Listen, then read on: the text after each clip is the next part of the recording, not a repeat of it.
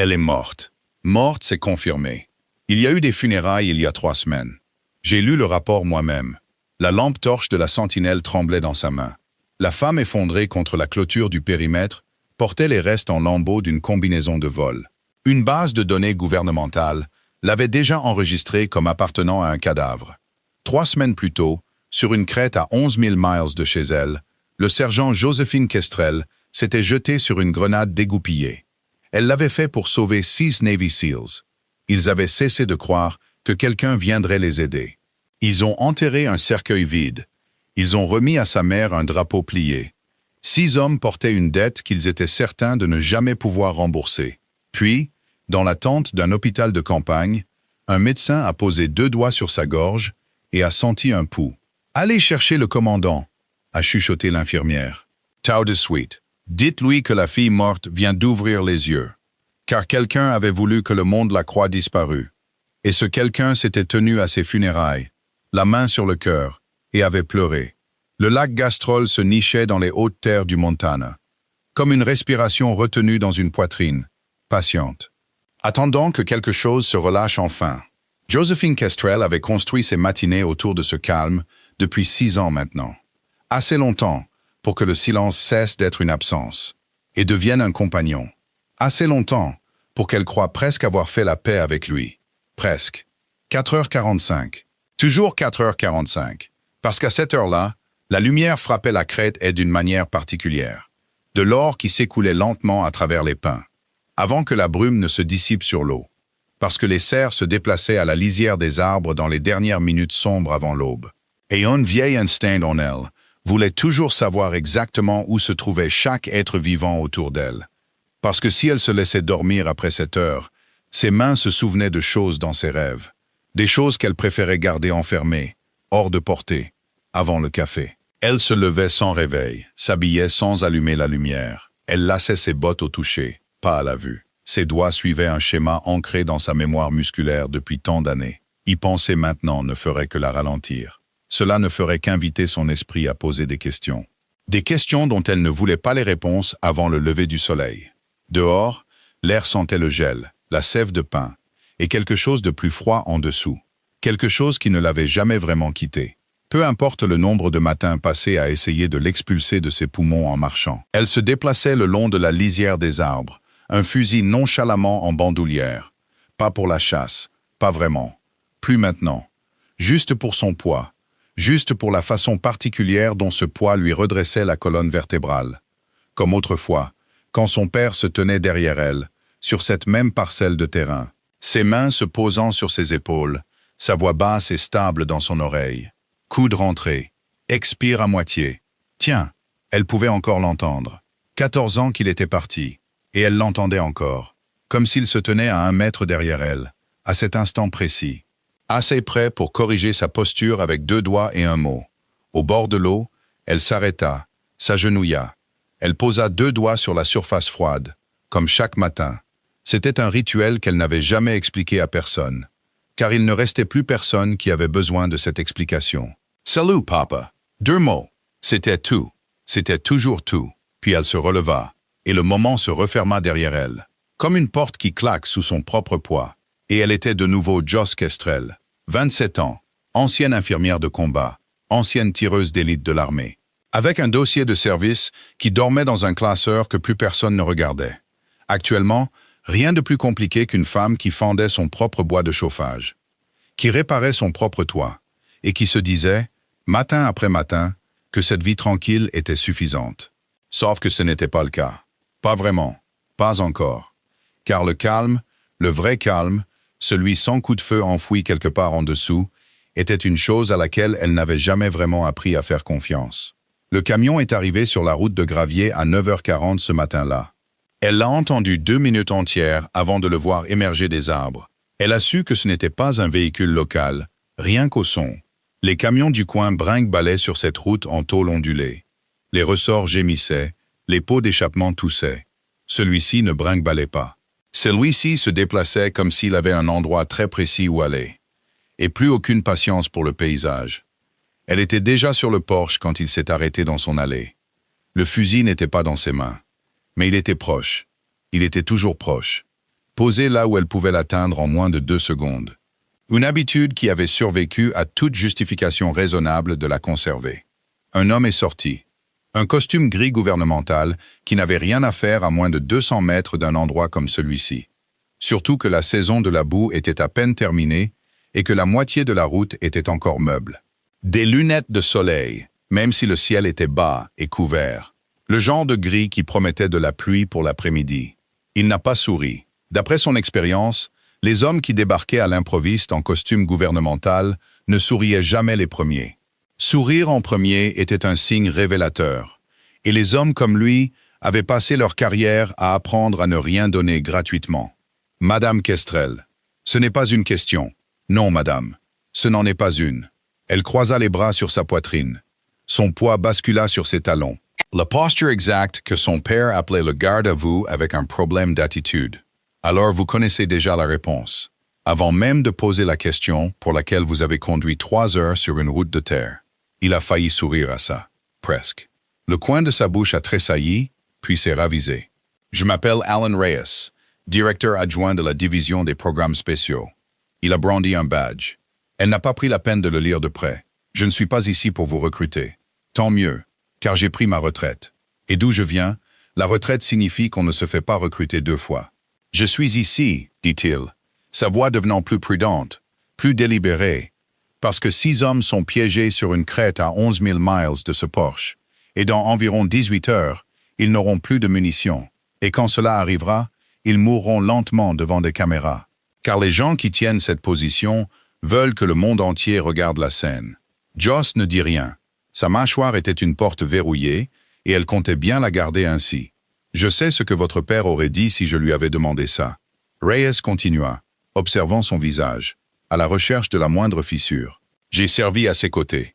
Une autre vie, un autre nom pour l'unité à l'époque, un autre drapeau sur l'écusson. Mais j'ai vu le colonel Kestrel affronter des situations pires que celle-ci, armé de rien d'autre que de son entêtement, et d'une boussole en laquelle il avait plus confiance que la plupart des hommes en leur propre instinct. Ne faites pas ça. Le mot est sorti plus plat qu'elle ne l'avait voulu. Plus tranchant aussi, comme une lame qu'elle n'avait pas eu l'intention de dégainer. Ne l'utilisez pas. Pas pour ça. Pour rien. Je ne l'utilise pas. Reyes plongea la main dans sa veste. Lentement, délibérément. Il en sortit une unique photographie pliée. Il la tendit vers elle, sans la forcer à la prendre. Il la tint simplement là, patient, attendant de voir si elle la saisirait d'elle-même. Je vous le demande parce que vous êtes la seule personne en vie capable de réussir le tir que cette situation exige. Et parce que ces 6 hommes ont des familles qui les attendent. Des familles qui sont sur le point de devenir 6 groupes de veuves et d'enfants. Des enfants qui grandiront en visitant une pierre tombale au lieu d'avoir une personne à leur table. Joss baissa les yeux sur la photographie. 6 visages la dévisageaient. Jeunes, trop jeunes pour certains. Comme tous les soldats semblaient trop jeunes pour une femme qui avait passé sa vie entourée d'hommes. Des hommes qui avaient quitté la jeunesse le jour où ils avaient signé leur premier contrat d'engagement. L'un d'eux, un gamin à la mâchoire pas encore tout à fait carrée, semblait à peine plus âgé qu'elle, le jour où ils avaient enterré son père sous un ciel de Virginie. Un ciel qui n'avait même pas pris la peine de pleuvoir, alors qu'il aurait dû. Elle prit la photographie, sans l'avoir décidé. Sa main bougea simplement, comme elle bougeait autrefois vers un fusil, avant que son esprit conscient ne comprenne pourquoi. Une seule mission, dit Reyes doucement. C'est tout ce que je demande. C'est ce qu'ils disent toujours. Sa voix venait d'un endroit lointain, 14 ans en arrière. Debout dans l'embrasure d'une porte, pas si différente de celle-ci, regardant un autre homme, dans un autre uniforme, expliquer un autre départ. Une seule mission.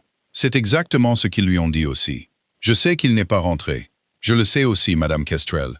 Mieux que vous ne le pensez. Le silence s'étira entre eux, si tendu et si longtemps que le vent dans les pins derrière la cabane devint la chose la plus bruyante de toute la montagne. Un corbeau croassa quelque part au-dessus du lac. Une longue note, puis plus rien. « Donnez-moi 1 heure », dit enfin Joss. Elle n'avait pas besoin de cette heure.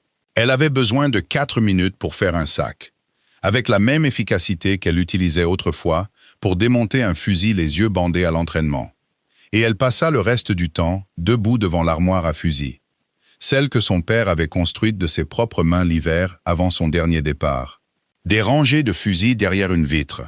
Chacun catalogué non pas par marque ou modèle, mais par souvenir. Une vie mesurée en canon et en crosse, et par les petites plaques de laiton sous chaque arme où il avait gravé une désignation de mission. Jamais les détails classifiés. Jamais rien qui aurait signifié quelque chose pour un étranger. Juste assez pour qu'elle se souvienne, des années plus tard, seule ici, que chacune de ces armes avait le visage d'une personne qui lui était attachée, quelque part dans le passé. Sa main s'arrêta sur le fusil au bout de la rangée, celui avec lequel elle s'était entraînée adolescente. Celui qui, à sa connaissance, était toujours réglé pour son œil, et celui de personne d'autre, car elle n'avait jamais laissé quelqu'un d'autre le toucher assez longtemps pour changer ça. Elle ouvrit la mallette, le souleva. Elle sentit le réconfort familier et terrible de son poids dans ses paumes. Et quelque part au fond de son esprit, une voix qu'elle ne s'était pas autorisée à entendre clairement depuis plus longtemps qu'elle ne voulait l'admettre. Quelque chose qui ressemblait presque à un soulagement murmura. La voilà. Eleanor Kestrel trouva sa fille en train de charger le camion 20 minutes plus tard. Et elle ne demanda pas ce qui se passait. Elle avait été l'épouse d'un soldat pendant 22 ans et sa veuve pendant 14 de plus. Et il y avait une qualité particulière dans le silence d'une femme Kestrel lorsqu'elle partait pour quelque chose de dangereux. Eleanor le reconnut instantanément, de la même manière qu'elle reconnaissait le changement de temps avant que le ciel ne l'admette. « Tu pars », dit-elle. Pas une question non plus. C'était apparemment une journée de déclarations déguisées en questions et de questions déguisées en déclarations. Tout le monde sur cette montagne était trop prudent ou trop effrayé pour demander quoi que ce soit clairement. 6 hommes sont piégés quelque part, ou je ne peux pas te le dire, dit Joss, sans lever les yeux de son sac. Un homme en costume a conduit 3 heures pour me demander un seul tir. Et tu as dit oui avant d'avoir fini d'y réfléchir. J'ai dit oui parce que si j'y avais réfléchi, j'aurais trouvé toutes les raisons de ne pas y aller. Et chacune de ces raisons aurait été vraie. Et j'aurais quand même passé le reste de ma vie à me poser des questions sur 6 visages sur une photographie. Eleanor traversa l'allée de gravier, se déplaçant plus lentement qu'avant, ses genoux se raidissant un peu plus chaque hiver. Mais sa colonne vertébrale était aussi droite que le jour où elle s'était tenue dans l'embrasure d'une porte, il y a 14 ans. Le jour où elle avait reçu la nouvelle qui avait tout changé. Elle leva les mains et agrippa les épaules de sa fille, comme elle le faisait quand Joss était assez petite pour être soulevée du sol. « Ton père disait exactement la même chose », dit Eleanor, la voix stable même si ses yeux ne l'étaient pas. Chaque fois, une mission, un tir. Il se tenait ici même, dans cette allée, et me disait que c'était la dernière. Et je le croyais à chaque fois. Et j'avais tort à chaque fois, jusqu'à la fois où je n'ai pas eu tort. Et c'était la dernière. Juste pas de la manière que nous entendions. Maman, je ne te demande pas de rester. Les mains d'Eleanor se resserrèrent. J'ai enterré un mari qui est mort en faisant exactement ce que tu t'apprêtes à faire. Et j'ai passé 14 ans à être furieuse contre lui pour ça. Et plus fière de lui que je ne l'ai jamais été de quoi que ce soit d'autre dans ma vie. Et ces deux choses sont vraies en même temps. Et je n'ai jamais réussi à faire la paix avec ce Nizinseri. Et je ne vais pas prétendre savoir comment me sentir en te voyant marcher dans le même feu. Joss attira sa mère dans une étreinte qu'aucune d'elles ne s'attendait à avoir besoin ce matin-là. Et pendant un instant, debout là dans le froid, les 6 années de distance prudente entre elles, un deuil géré séparément, en privé, parce que c'était ainsi que les femmes Kestrel l'avaient toujours fait, s'effondrèrent en quelque chose de plus petit et de plus proche. « Je rentrerai à la maison », dit Joss dans l'épaule de sa mère. « Tu as intérêt. » Eleanor recula, s'essuya les yeux du revers de la main et redressa à nouveau sa colonne vertébrale. Le deuil replié comme un drapeau qui n'avait pas encore été appelé. Parce que j'en ai fini d'être la dernière Kestrel debout sur cette montagne. Tu me comprends? Fini? Je comprends. Elle ne comprenait pas. Pas entièrement. Pas encore. Mais elle comprendrait avant que tout cela ne soit terminé. Elle comprendrait exactement à quel point sa mère avait failli avoir besoin que ce drapeau soit plié 2 fois. Le vol fut assez long pour faire la paix, et bien trop court pour y parvenir réellement. Quelque part au-dessus de l'Atlantique, Reyes lui tendit enfin les parties du briefing qu'il avait gardées pour lui sur la montagne. Car certaines choses, admit-il, on ne les dit pas à une femme debout sur son propre porche. On les dit à 30 000 pieds au-dessus de l'océan. Là où il n'y a plus d'endroit où s'enfuir. Et pas d'allée de gravier attendant d'avaler le silence qui suit. La Task Force Sable, dit-il, l'équipe SEAL 5, peloton Echo, déployé pour ce qui devait être une opération de conseil et d'assistance de 8 heures. Ça a mal tourné à la 3e heure. Définissez mal tourné. Leur hélicoptère d'extraction a essuyé des tirs avant d'atterrir. 2 tués à l'approche. Les 6 restants ont atteint les hauteurs. Un vieil poste d'observation à moitié effondré, construit lors d'un autre conflit, est réutilisé par ceux qui tiennent cette crête maintenant. Ils tiennent cette position depuis 31 heures d'affilée. Et la réponse du commandement à cela est d'envoyer une infirmière à la retraite qui n'a pas tiré un coup de feu de colère depuis 6 ans. Reyes la regarda dans les yeux sans ciller, ce qu'elle nota et classa comme étant soit authentique, soit extrêmement bien pratiqué. La réponse du commandement était une frappe aérienne qui a été rejetée au plus haut niveau. Parce que le complexe qui tient cette crête se trouve à 400 mètres d'un hôpital.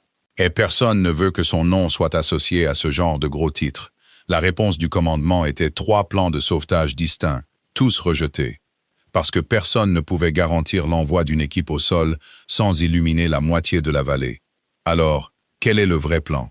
Vous, un tir, 1100 mètres. Peut-être plus, selon le positionnement final une fois sur le terrain. Une seule cible de grande valeur qui coordonne l'encerclement. Éliminez-le et leur structure de commandement s'effondre. Assez longtemps pour qu'une équipe au sol évacue 6 survivants à la faveur de la confusion. Joss regarda par le hublot, ne voyant rien. Des nuages couleur de métal s'étendaient sous l'aile, infinis et indifférents. 1100 mètres, dit-elle lentement, retournant le nombre comme une pierre dont elle vérifiait les fissures. Dans un vent de montagne avec un fusil, que je n'ai pas réglé depuis 6 ans. Vous aurez 4 heures au sol pour le régler avant que nous ne bougions. 4 heures, c'est tout ce que nous avons. Elle rit, un rire bref, sans humour. Le genre de son qui n'était pas vraiment un rire. Juste un souffle s'échappant d'un endroit d'où il n'avait pas d'autre issue. Mon père disait qu'il n'y a pas de tir facile. Juste des tirs auxquels on survit et des tirs auxquels on ne survit pas. Ça lui ressemble. Vous ne le connaissiez pas, dit Joss, d'une voix calme et définitive. Pas vraiment. Presque personne ne le connaissait.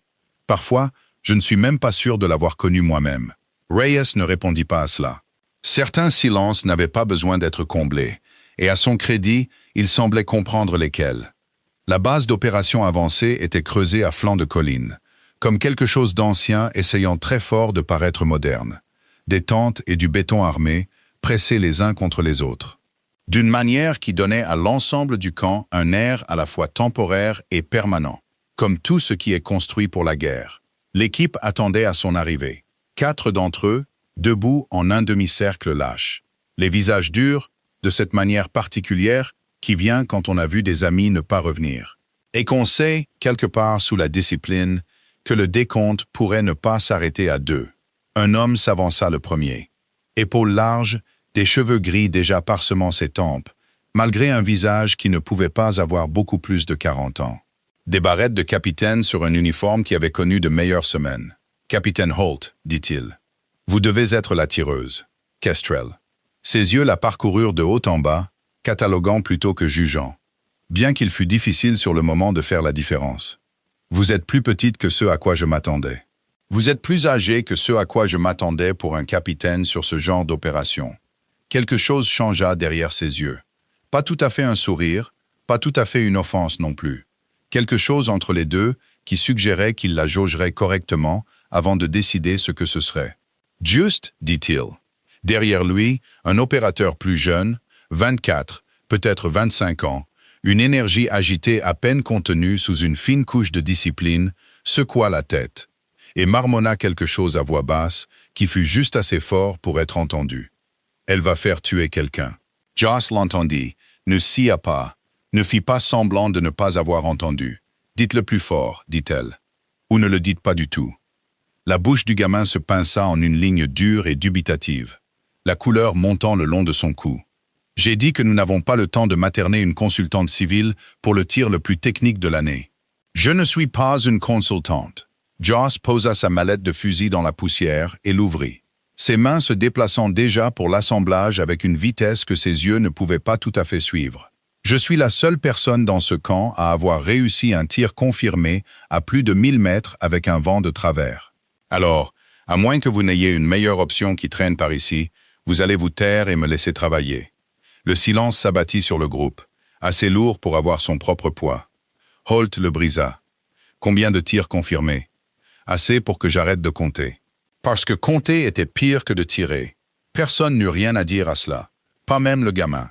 Nous partons dans 3 heures, dit finalement Holt, jetant un coup d'œil au ciel, à la crête, à tout ce que la mission devait encore devenir. Réglez votre arme. Reposez-vous autant que vous le pouvez. Parce qu'une fois que le soleil tombera derrière cette crête, il n'y aura plus de place pour le doute, le vôtre ou celui de quiconque.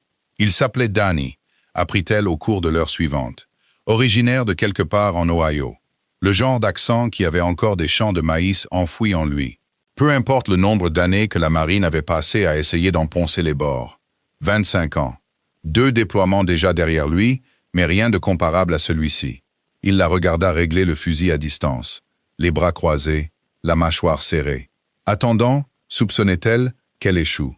Pour qu'il ait enfin la permission de continuer à douter d'elle à voix haute au lieu de le faire à voix basse. 3 tirs se rapprochèrent progressivement du centre d'une cible en papier à 400 mètres, dérivant du bas gauche vers le vrai centre à chaque ajustement.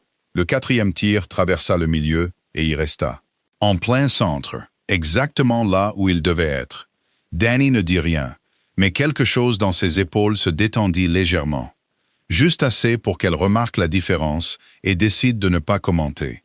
La nuit tomba vite dans les montagnes, comme toujours en altitude. Pas de véritable transition, pas de long crépuscule doux. Juste le jour, puis brusquement, plus du tout. Ils partirent à 2 heures du matin. La montée prit 2 heures à travers un terrain qui rongeait les semelles des bottes et les poumons. L'air raréfié rendant chaque respiration plus coûteuse qu'elle n'aurait dû l'être. Joss se déplaçait juste derrière Holt, suivant son rythme pas à pas. La mémoire faisant la moitié du travail pour lequel ses jambes n'étaient plus tout à fait faites. Parce que 6 ans loin d'un terrain comme celui-ci avaient ramolli des choses dans son corps, des choses qu'elle n'avait pas pleinement réalisées s'être ramollies, parce que le muscle se souvenait plus lentement que l'esprit. Et l'esprit se souvenait de tout, de chaque détail, qu'elle le veuille ou non, mais le corps se souvenait finalement. Il se souvenait comment se déplacer silencieusement sur des rochers instables.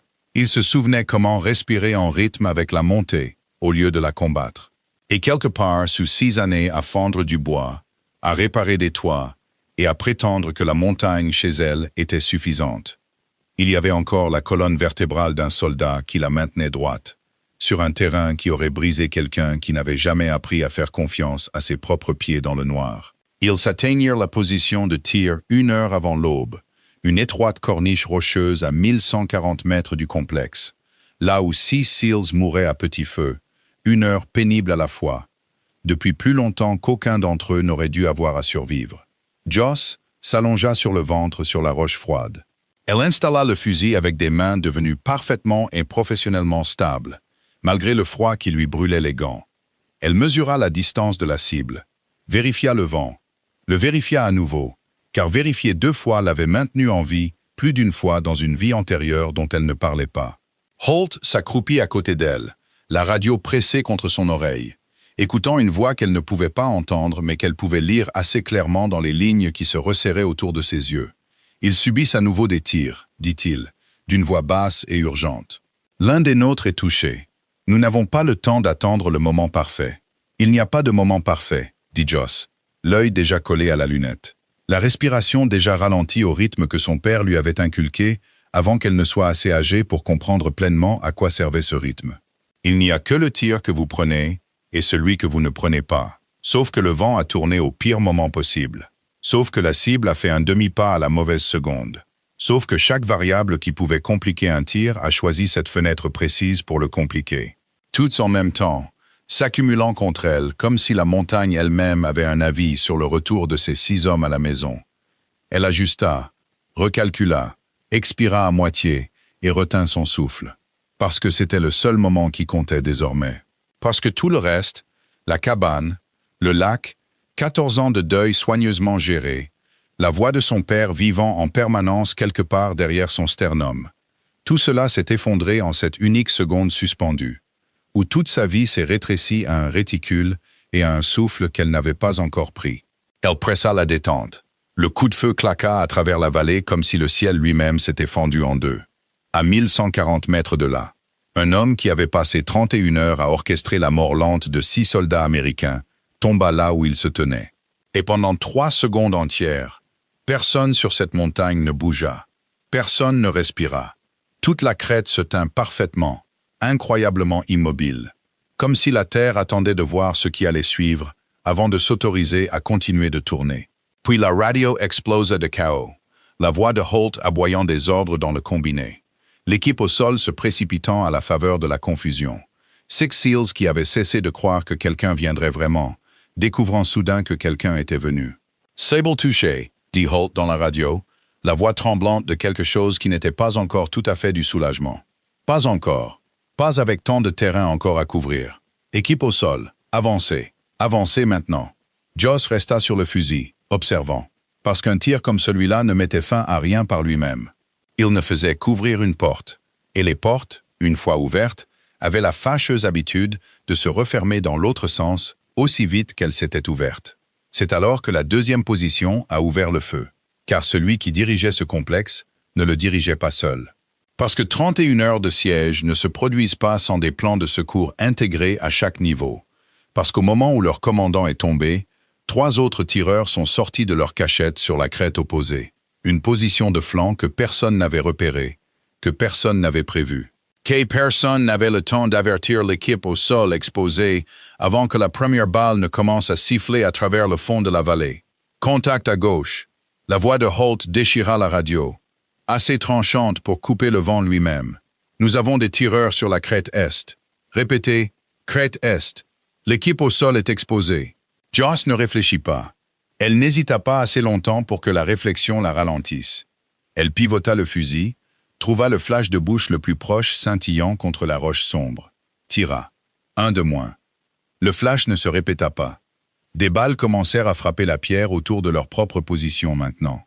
Assez près pour qu'elle sente l'air se fendre à côté de son oreille. « Ils nous ont repérés », cria Holt. « Nous devons nous déplacer maintenant. » En bas, dans le fond de la vallée, l'équipe au sol était clouée sur place. 6 Seals blessés et 4 sauveteurs, pris en terrain découvert entre 2 lignes de feu qui s'effondraient. Exactement le genre de tir croisé qui transforme les missions de sauvetage en funérailles dont personne à la maison ne comprend jamais vraiment la forme. Joss regarda la scène se dérouler dans cet étrange ralenti étiré qui n'apparaissait que dans les pires secondes de sa vie. Elle regarda la couverture de l'équipe au sol se désintégrer rocher par rocher. Elle regarda Danny, 25 ans, l'Ohio dans la voie, le gamin qui ne voulait pas d'elle ici, tomber lourdement en terrain découvert, touché, immobile. Quelque chose dans sa poitrine ne se brisa pas. Il se durcit à la place, comme il l'avait toujours fait. Comme la poitrine de son père avait dû se durcir 100 fois avant que la sienne n'apprenne à le faire. « Je dois descendre », dit-elle. « Négatif », aboya Holt. « Votre position est la seule chose qui supprime leur flanc et votre équipe au sol va mourir en terrain découvert dans environ 90 secondes si quelqu'un ne trouve pas ce gamin et ne le met pas à l'abri. » Kestrel. Elle était déjà en mouvement. Parce que c'était ça, d'être entraînée par un homme comme Nathaniel Kestrel. Il ne lui avait jamais appris à se protéger en premier. Il lui avait appris que la mission était la mission, et que la mission, c'était les gens. Et les gens passaient avant le froid calcul de la survie, à chaque fois. Même quand le calcul disait « ne le fais pas », surtout à ce moment-là. Elle glissa et courut à moitié le long de la paroi rocheuse, le fusil en bandoulière, son arme de poing dégainée, se dirigeant vers l'équipe au sol exposé, tandis que des balles sifflaient près d'elle, assez près pour sentir le changement de pression sur sa peau. Elle atteignit Danny en terrain découvert, le traîna par son gilet dans une dépression peu profonde, ses mains bougeant par pur instinct. Pression ici, élévation là. La séquence exacte que son père lui avait inculquée avant qu'elle ne soit assez âgée pour comprendre vraiment ce que signifiait le sang. Avant qu'il ne lui soit jamais venu à l'esprit qu'un jour elle l'appliquerait sur l'épaule ruinée d'un étranger. Dans un pays étranger, qu'aucun d'eux ne serait jamais autorisé à nommer à voix haute. « Reste avec moi, dit-elle, d'une voix basse et féroce, les mains travaillant sans pause. Tu n'as pas le droit de mourir en te disputant avec une femme pour savoir si elle sait tirer ou non. » Les yeux de Danny papillonnèrent, trouvèrent à peine les siens. « Je te l'avais dit, râla-t-il. Pas le genre à materner. Garde ça pour le débriefing. » Au-dessus d'eux, le tir de suppression de Holt achetait de précieuses et courtes secondes. L'équipe au sol se hâta vers l'extraction, alors qu'un deuxième hélicoptère, le renfort promis par Reyes, celui que personne ne croyait vraiment capable de franchir la crête à temps, apparut enfin en hurlant. Les rotors mâchant durement le vent de la montagne. Ils étaient proches. Si proches. Et puis les derniers défenseurs du complexe firent leur dernière poussée désespérée. Cela s'est produit en moins de 4 secondes. Bien que plus tard, dans les versions de l'histoire qui seraient racontées et répétées dans les bars et les cuisines pendant des années, cela s'étirerait en quelque chose qui, en mémoire, aurait duré des minutes entières. Une grenade décrivit un arc, depuis la lisière des arbres vers les blessés regroupés de l'équipe au sol, vers Danny, vers 2 autres SEALs blessés qui ne pouvaient pas bouger assez vite, vers un groupe de corps exposés, sans aucune couverture à portée de main. Joss la vit atterrir. Vide la mèche se consumait vers quelque chose qui tuerait 4 personnes dans les 3 prochaines secondes si personne ne faisait rien. Elle ne décida pas. Il n'y avait plus le temps de décider. Une partie d'elle bougea simplement. La partie construite pièce par pièce au fil des ans par un père qui avait vécu toute sa vie en croyant que certains choix ne sont pas vraiment des choix. Juste des réflexes gravés si profondément dans le caractère d'une personne que s'arrêter pour y penser ne ferait que ralentir la vérité. Elle se jeta sur la grenade. Le monde devint blanc, puis insupportablement bruyant, puis plus rien du tout. L'explosion la projeta à 5 mètres. De la roche, de la poussière, et un silence plus profond que tous les silences qu'elle avait connus, même à travers 14 ans de deuil soigneusement rationné. Holt l'atteignit le premier, hurlant son nom dans une radio qui ne transmettait rien que quiconque au commandement voulait entendre. Du sang partout, trop de sang, s'imprégnant sombrement dans la roche et la poussière sous elle. Un pouls qui battait faiblement, s'estompait, battait à nouveau, comme quelque chose s'accrochant à un rebord qu'il ne parvenait pas tout à fait à saisir. Kestrel, reste avec moi. Reste avec moi, bon sang. Mais la montagne se fichait de ce qu'on lui criait. Les rotors de l'hélicoptère couvraient tout, sauf le vent, le feu et le son de 6 hommes qui lui devaient la vie, réalisant en temps réel que la dette pourrait ne jamais être remboursée comme il le souhaitait. Ils la hissèrent à bord parce que la laisser derrière n'était pas un choix qu'un seul d'entre eux était prêt à accepter. Corps blessé et tout, le sang s'imprégnant dans une combinaison de vol jamais conçue pour en contenir autant à la fois. Au moment où ils repassèrent dans l'espace aérien ami, son pouls avait disparu. Au moment où ils atterrirent, toute prétention que cela s'était terminé autrement que de la pire manière imaginable avait également disparu. 3 semaines plus tard, dans un cimetière national de Virginie, sous un ciel du gris exact du costume qu'Alan Reyes portait sur son Porsche, 6 SEALs se tenaient en uniforme de cérémonie au bord d'une tombe. Une tombe qui ne contenait rien d'autre qu'un cercueil vide drapé d'un drapeau, car le dossier officiel, dans le langage plat et bureaucratique réservé aux pertes, indiquait clairement que la récupération des restes n'avait pas été possible dans des conditions hostiles. Eleanor Kestrel se tenait à l'avant du petit rassemblement. 71 ans, la colonne vertébrale droite, à la manière d'une femme qui avait déjà enterré un mari 14 ans plus tôt, et qui ne s'était jamais vraiment permis de croire qu'elle ne serait pas un jour appelée à enterrer le reste de sa famille aussi. Elle ne pleura pas, non pas parce qu'il n'y avait pas de chagrin en elle. Il y avait plus de chagrin en elle que la petite foule rassemblée sur cette pelouse verte n'aurait pu le mesurer. Mais le chagrin, pour une Kestrel, avait toujours été quelque chose que l'on portait debout. La colonne vertébrale droite, le menton haut, devant quiconque pourrait regarder. Holt s'avança lorsque le drapeau plié fut placé dans ses mains tendues. Sa voix, quand elle sortit enfin, tenait à peine. « Madame, dit-il, votre fille est la raison pour laquelle 6 hommes se tiennent ici aujourd'hui. » Au lieu de 6 autres drapeaux pliés sur cette même pelouse, les doigts d'Eleanor se resserrèrent sur le tissu jusqu'à ce que ses jointures blanchissent. « Elle tient ça de son père, dit-elle doucement. Il ne pouvait jamais laisser personne derrière non plus. Pas une seule fois, même quand ça lui a tout coûté. » Danny se tenait au bord de la formation, le bras serré dans une écharpe, le visage pâle d'un chagrin trop grand pour qu'un jeune de 25 ans ait appris à le porter correctement. Il ne dit rien. Il ne faisait pas confiance à sa propre voix pour rester stable assez longtemps pour finir une seule phrase. La salve fut tirée. 3 coups de feu claquèrent dans un ciel gris, résonnant à travers un champ de pierres blanches identiques, chacune marquant une histoire que le monde extérieur à cette clôture ne connaîtrait jamais entièrement. Et quelque part loin de ce cimetière, dans un pays dont le nom n'apparaîtrait jamais dans aucun journal américain, dans une infirmerie souterraine, dirigée par des gens dont les intérêts n'étaient pas du tout alignés sur le retour des corps aux mères endeuillées. Une femme avec un pouls faible, filiforme et tenace, était transportée à travers une porte. Une porte que le rapport officiel de sa mort n'avait jamais prise en compte. Car le rapport que les Sea Seals avaient reçu, le rapport insistant sur le fait que la récupération avait été impossible, que rien de plus n'aurait pu être fait, que Joséphine Kestrel était morte sur cette montagne et y était restée pour de bon, n'était pas entièrement vrai. C'était, en fait, un mensonge prudent et délibéré. Écrit par quelqu'un qui savait exactement ce qui s'était passé sur cette crête. Écrit par quelqu'un qui avait besoin que le monde, les 6 hommes qu'elle avait sauvés, et la mère qui venait de regarder un cercueil vide, descendre dans la terre fraîchement retournée, croient sans aucun doute que Joséphine Kestrel était partie. Car si elle n'était pas partie, si elle se réveillait, si elle se souvenait de ce qu'elle avait vu dans les dernières secondes avant l'explosion, les communications radio qui ne correspondaient pas tout à fait au compte-rendu officiel, le timing trop commode d'une position de flanc que personne n'avait repérée, la demi-seconde d'une voix sur la fréquence du complexe qui avait semblé, juste avant de se couper, étrangement familière. Alors quelqu'un de très proche de cette famille endeuillée, quelqu'un qui s'était tenu à ce cimetière aujourd'hui avec la main solennellement pressée sur son cœur, avait bien plus à perdre que la vie d'un seul soldat. Le drapeau, plié en un triangle serré, pesait lourd dans les mains d'Eleanor Kestrel. Plus lourd que le tissu n'avait le droit de peser. 14 ans plus tôt, elle avait enterré un mari dont la mort avait un sens étrange et terrible. Une mort de soldat, gagnée au service honnête, expliquée par la suite dans le langage prudent et digne du sacrifice.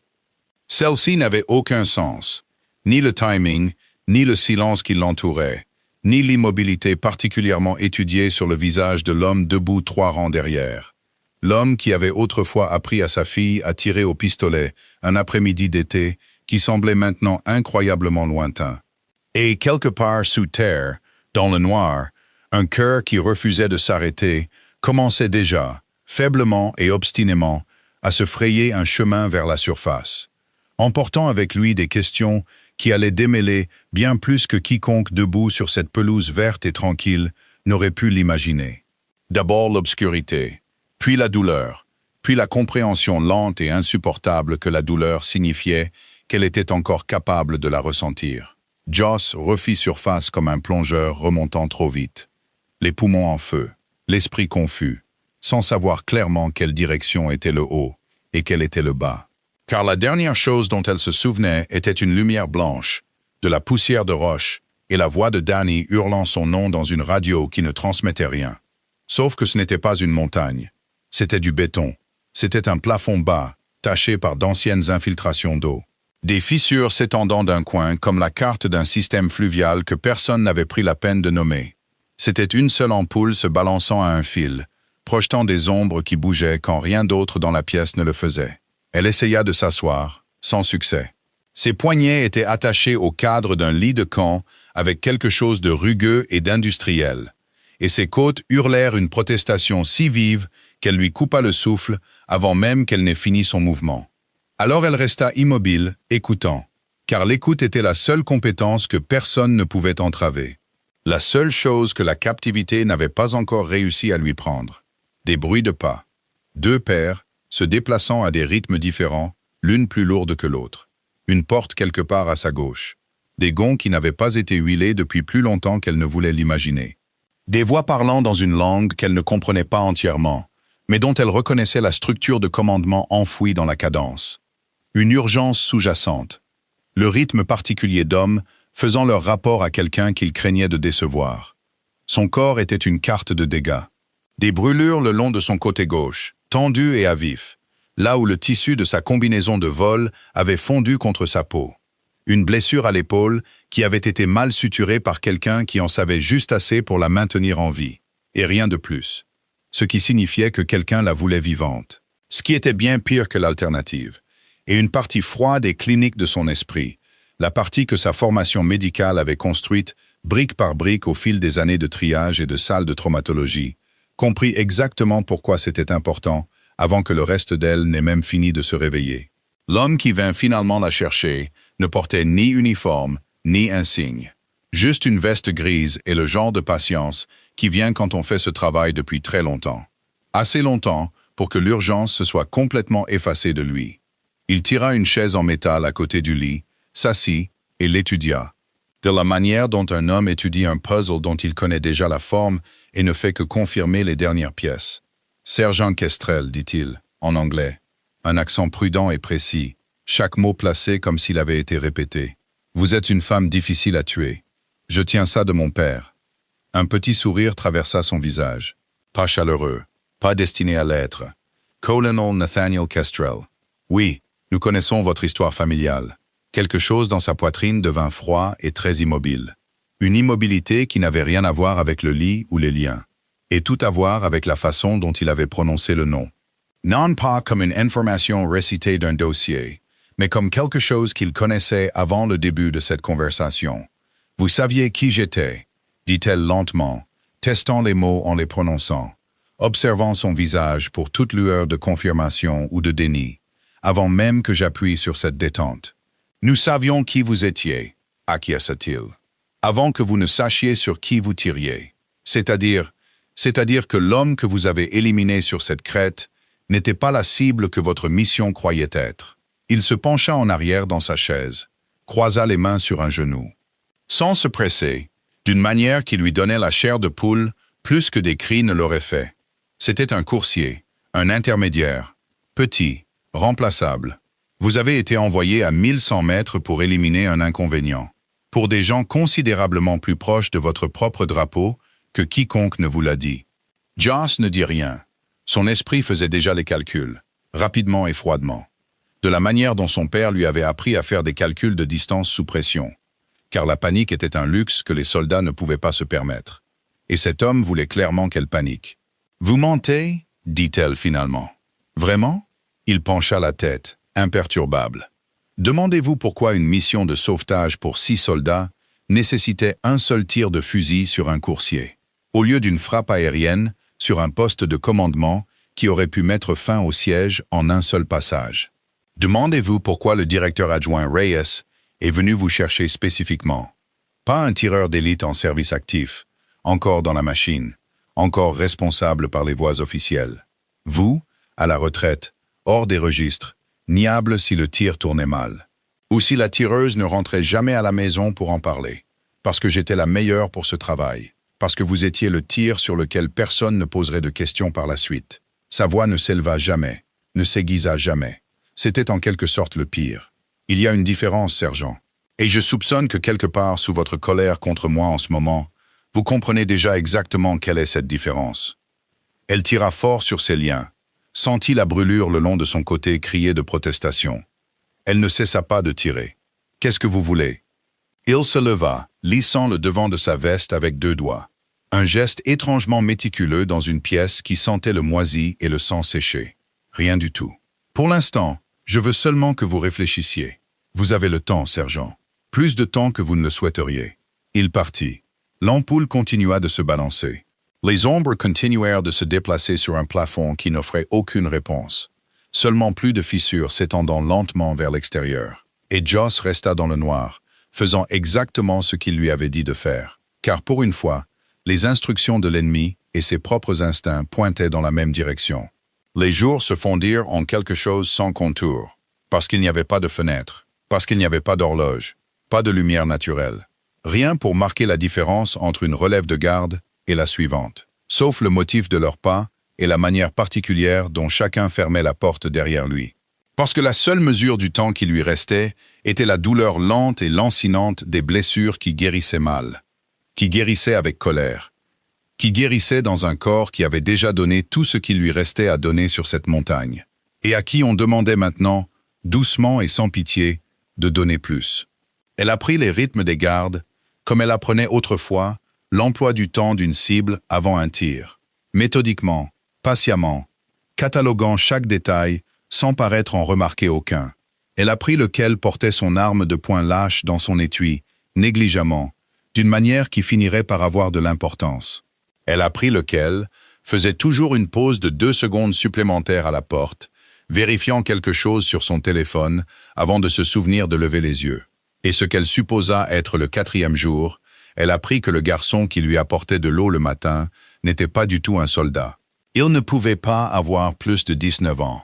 Ses mains tremblaient légèrement lorsqu'il posait le gobelet sur la petite table à côté de son lit, faisant attention de ne pas renverser. Attentionné d'une manière dont aucun des vrais gardes ne se souciait jamais. Des yeux qui n'osaient pas croiser les siens, fuyant chaque fois qu'elle essayait de maintenir son regard plus d'une seconde. « Tu ne veux pas être ici, dit-elle doucement. La première fois qu'elle le surprit seul, sans aucun autre bruit de pas audible dans le couloir derrière la porte. Il se figea en plein mouvement, le gobelet d'eau toujours à la main. Ne répondit pas. N'en avait pas besoin. La réponse était écrite assez clairement sur un visage trop jeune pour avoir encore appris à cacher quoi que ce soit. « Moi non plus, dit Joss.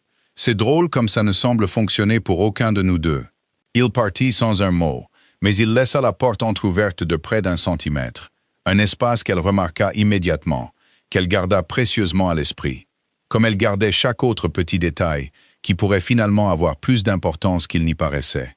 Ce qu'elle compta comme le 7e jour, ils la déplacèrent. Pas vers la liberté, vers l'utilité. Un complexe en surface cette fois.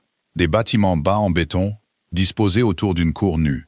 Des montagnes s'élevant au loin, qui ressemblaient presque cruellement à chez elle, si elle ne se permettait pas de les examiner de trop près. Et dans cette cour, allongée sur un lit de camp encore pire que celui auquel elle avait été enchaînée pendant une semaine, un homme saignait d'une blessure à la jambe qui était clairement devenue septique des jours plus tôt. La peau avait pris une couleur marbrée et colérique.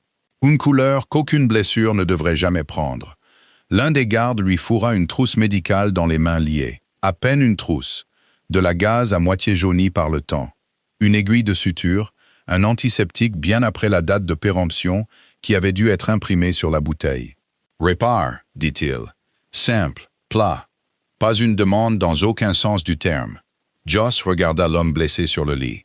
Elle comprit, comme elle comprenait la plupart des choses maintenant, que refuser n'était pas une option réelle qui s'offrait à elle. « Pourquoi vous aiderais-je » dit-elle quand même. Parce qu'une partie d'elle avait besoin de le dire à voix haute, même en connaissant déjà la réponse. La main du garde se dirigea vers l'arme à sa hanche. Il ne la dégaina pas. Il n'en avait pas besoin.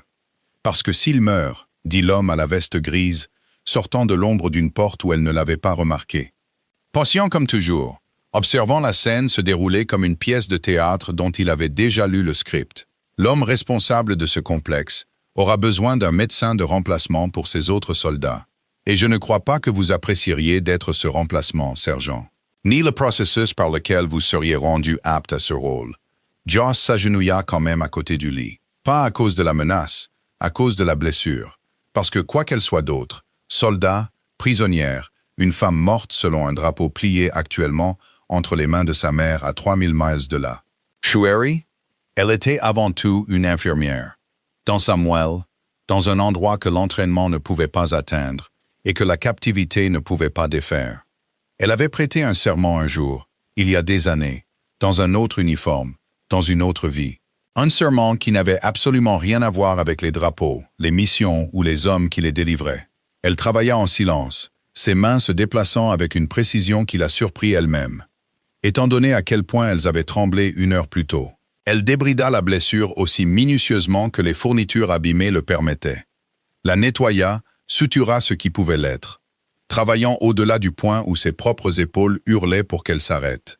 L'homme blessé la regarda tout le temps, ses yeux vitreux de douleur suivant chaque mouvement de ses mains, comme s'il ne pouvait pas tout à fait croire ce qu'il voyait. « Vous pourriez me tuer » râla-t-il dans un anglais hésitant et cassé. « Au lieu de ça, ici, maintenant.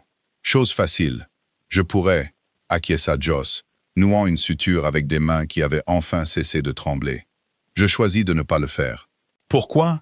Parce que je ne vous connais pas. Elle attrapa la gaze, commença à panser la blessure avec une tension prudente et exercée. Et je ne tue pas des gens que je ne connais pas pour des raisons que quelqu'un d'autre me donne. Comme un ordre que je suis censé suivre sans poser de questions. Quelque chose changea sur son visage. Pas de la gratitude, exactement. De la reconnaissance. Peut-être le regard particulier d'un homme réalisant que la personne qui lui sauvait la vie comprenait quelque chose à la pitié. Que son propre camp avait apparemment cessé de comprendre il y a longtemps. s'ils l'avaient jamais comprise. « Ils vous utiliseront, murmura-t-il, la voix brisée par la fièvre et la douleur à parts égales. Comme ils utilisent tout le monde ici, jusqu'à ce que vous ne leur soyez plus utile. Je sais. Alors pourquoi m'aider? » Joss noua le dernier point, s'assit sur ses talons. Elle le regarda droit dans les yeux pour la première fois depuis qu'elle s'était agenouillée à côté du lit. Parce que quelqu'un doit être celui qui ne devient pas ce qui nous a fait ça à tous les deux. Il resta silencieux un long moment, respirant difficilement contre la douleur, étudiant son visage comme s'il mémorisait quelque chose qu'il avait l'intention de garder. « Mon neveu, dit-il finalement, apporte l'eau dans votre chambre. » Joss devint très immobile. Le garçon. Il a peur. Mais il n'est pas comme eux. Une quinte de tout le secoua, et il attendit qu'elle passe avant de continuer. « Vous êtes gentil avec lui. » Il me le dit. Il ne comprend pas pourquoi. Parce que la gentillesse ne coûte rien, que je n'ai déjà perdu. L'homme l'étudia un long moment, quelque chose de calculateur et de reconnaissant, se mouvant ensemble derrière ses yeux. « Une dette, dit-il doucement, est une dette, même ici, même dans un endroit comme celui-ci. » Elle ne comprit pas entièrement ce qu'il voulait dire par là. Pas encore. Pas avant 3 nuits plus tard, lorsque la signification arriva à la porte de sa cellule, dans les mains tremblantes d'un garçon de 19 ans qui avait décidé, contre tout instinct qui aurait dû le garder en sécurité, de la payer. Cette nuit-là, le garçon revint, plus tard que d'habitude, plus silencieux que d'habitude.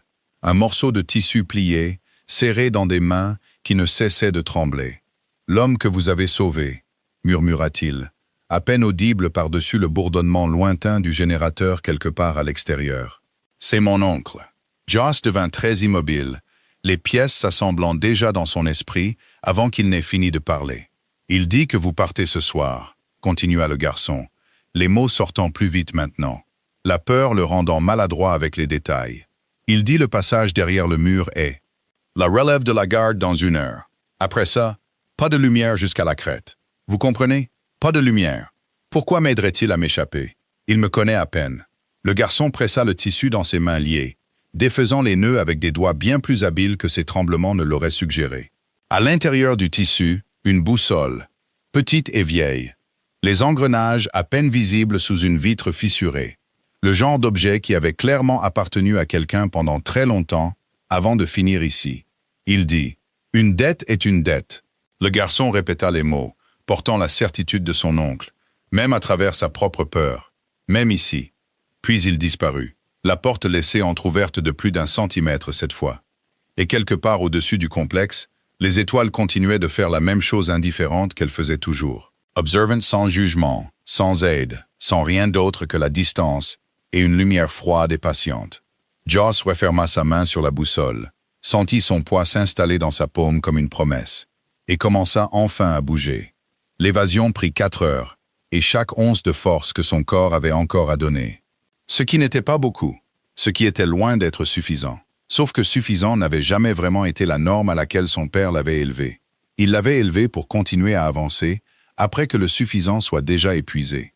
Pour trouver ce qui venait après que la dernière réserve ait été dépensée, et utiliser cela à la place. Elle passa par-dessus le mur et dans le noir, tomba lourdement dans un ravin qui lui déchira les mains sur des rochers instables, et courut en trébuchant, favorisant la jambe qui n'avait pas complètement guéri depuis l'explosion, suivant une boussole maintenue par le défi silencieux d'un garçon de 19 ans et le sens obstiné de la dette d'un étranger blessé. Car la gratitude, s'avérait-il, voyageait dans des directions que personne ne pouvait jamais entièrement prédire, surtout pas la personne qui la recevait. Les montagnes ici n'étaient pas ces montagnes. Le froid n'était pas son froid, plus vif, moins familier dans la façon dont il s'installait dans ses poumons. Mais le froid était le froid partout à la fin, et l'épuisement parlait toutes les langues couramment, sans se soucier des frontières. Et vers la 3e heure, son corps cessa simplement de négocier avec elle, et commença à arrêter des systèmes entiers, un par un, conservant le carburant restant pour les parties les plus importantes. Elle tomba, se releva, tomba à nouveau, plus durement cette fois, les paumes écorchées à vif contre la pierre, jusqu'à ce que tomber et se relever cessent d'être 2 actions distinctes, et se fondent en un long mouvement continu, un corps refusant à un niveau cellulaire, en dessous de la pensée consciente, d'accepter toute alternative au mouvement vers l'avant. Car quelque part là-bas, 6 Seals la croyaient morte. Car quelque part là-bas, Sa mère avait plié un drapeau en un triangle serré et l'avait posé sur une étagère, à côté de celui qui attendait déjà de la compagnie depuis 14 ans. Car quelque part là-bas, existait un rapport, un mensonge soigneusement déguisé en rapport. Écrit par quelqu'un qui avait besoin que le monde entier croie que Joséphine Kestrel était morte sur cette crête, et qu'elle avait eu la décence d'y rester. Et elle n'allait pas rendre ce mensonge vrai simplement parce que son corps était fatigué de lutter contre lui. Elle atteignit une dernière crête, alors que le ciel commençait à s'éclaircir faiblement le long de son bord-est. En dessous d'elle, des lumières, une clôture de périmètre, des véhicules portant des marques qu'elle reconnut instantanément. Des marques américaines, des silhouettes alliées. La forme particulière d'une base d'opération avancée, qu'elle n'avait jamais vue personnellement, mais qu'elle aurait reconnue n'importe où, dans n'importe quel pays, dans n'importe quelle vie qu'elle aurait pu vivre à la place de celle-ci. Elle commença à descendre la pente. Ses jambes la lâchèrent 2 fois de plus avant qu'elle n'atteigne enfin le grillage. Et sur les 50 derniers mètres, elle se déplaçait sur quelque chose qui ne ressemblait plus à de la marche, mais plutôt à un effondrement contrôlé et déterminé en direction de la sécurité. La lampe torche d'une sentinelle la trouva à la clôture.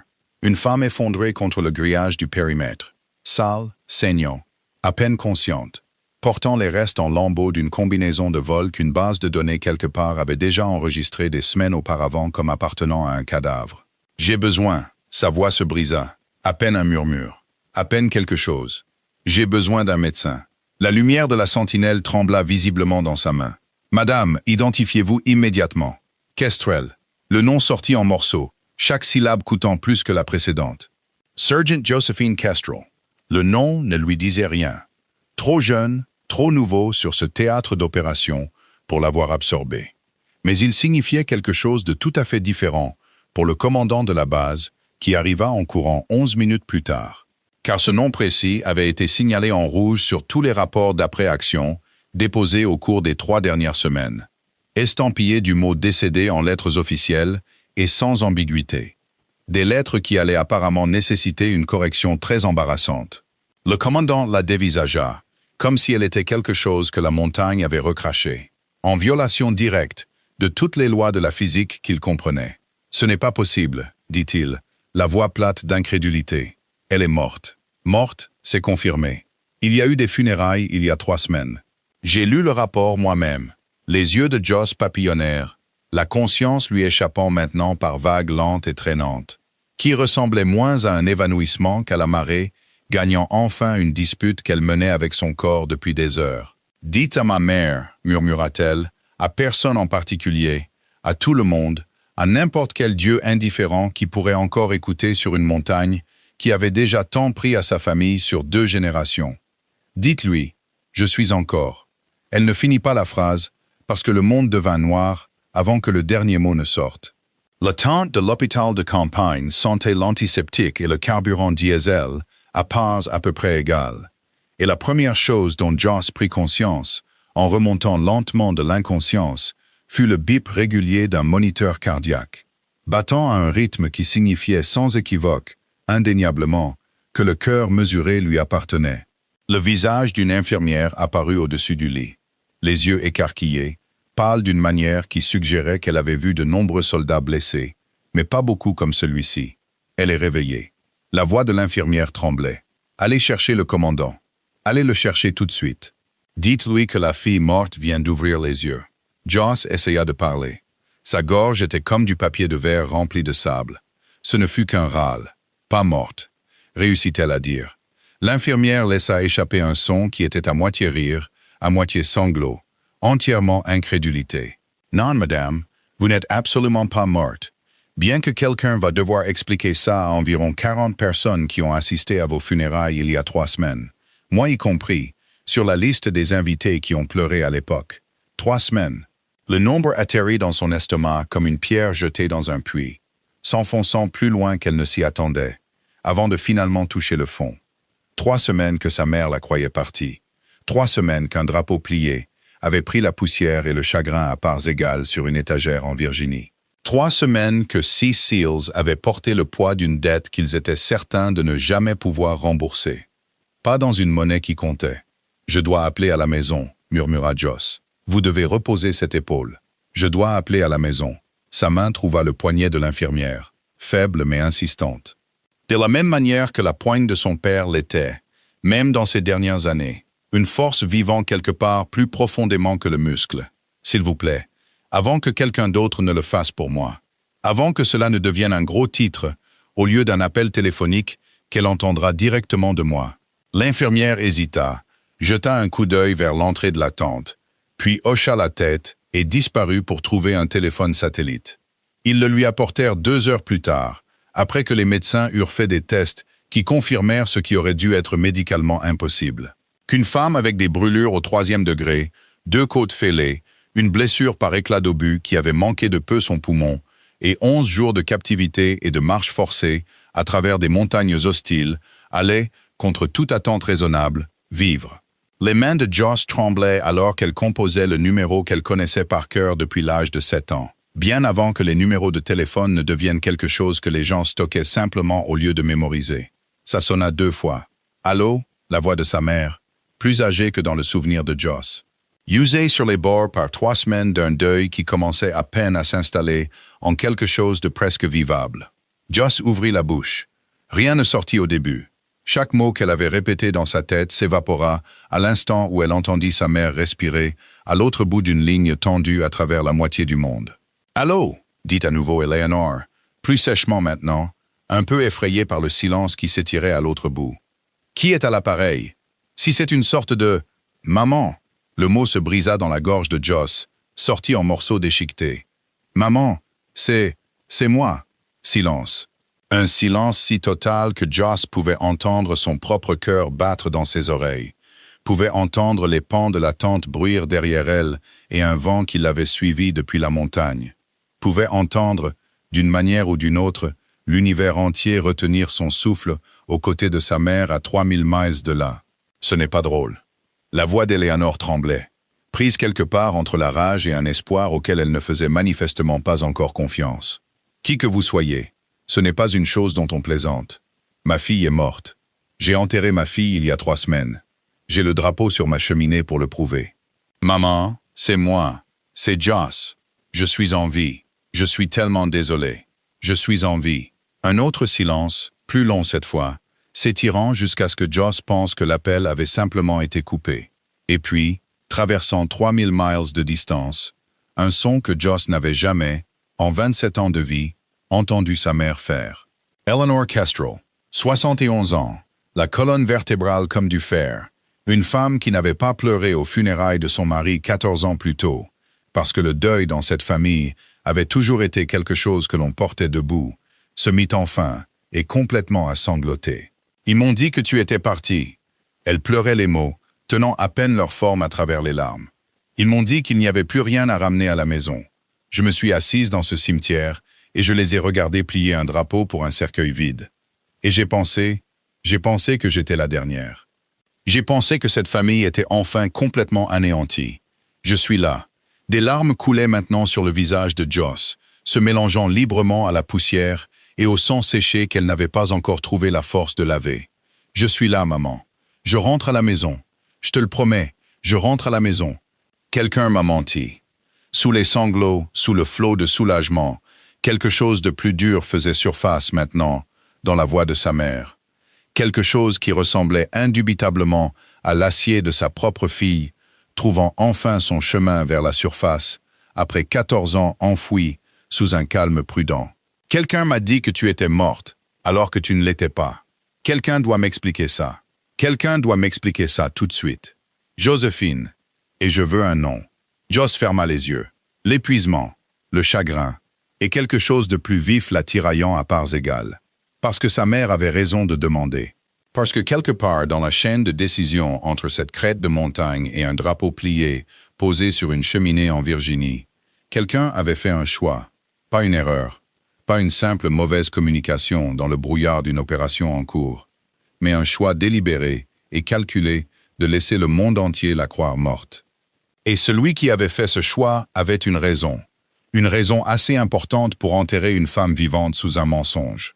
Et parier qu'elle ne remonterait jamais pour le contredire. « Je ne sais pas encore », murmura Joss dans le téléphone, « mais je te promets que je vais le découvrir, quoi qu'il en coûte. » Dehors, le soleil se levait sur des montagnes inconnues, projetant une longue lumière dorée sur une vallée qui avait failli la tuer 2 fois. Une fois par une grenade, une fois par un mensonge. Et elle n'était plus tout à fait certaine de laquelle des deux avait été la plus proche de réussir. Quelque part en Virginie, un homme en costume gris qui s'était tenu à ses funérailles avec la main solennellement pressée sur son cœur était sur le point de recevoir le genre d'appel téléphonique qui mettrait fin à une version soigneusement construite de sa vie. Et commencerait la construction désespérée et paniquée d'une autre, parce que la femme morte était réveillée et qu'elle se souvenait de tout. Les communications radio, qui ne correspondaient pas au compte-rendu officiel. Le timing trop commode d'une position de flanc que personne n'avait repéré. Et une demi-seconde d'une voix sur la fréquence du complexe qui avait semblé, juste avant de se couper complètement, étrangement, incroyablement familière. L'avion atterrit à Andrews à 6 heures du matin, et Joss Kestrel en descendit sur des jambes qui tremblaient encore sous elle. Enveloppée dans une couverture qu'un aviateur avait drapée sur ses épaules quelque part au-dessus de l'Atlantique, elle trouva sa mère debout sur le tarmac, dans un manteau qu'elle n'avait pas pris la peine de boutonner jusqu'en haut. Eleanor ne courut pas. Eleanor avait 71 ans, et courir n'était plus une chose que ses genoux lui permettaient. Pas depuis des années. Mais elle marcha assez vite pour que cela compte exactement pour la même chose. « Laisse-moi te regarder. » Les mains d'Eleanor encadrèrent le visage de sa fille, comme si elle vérifiait un faux.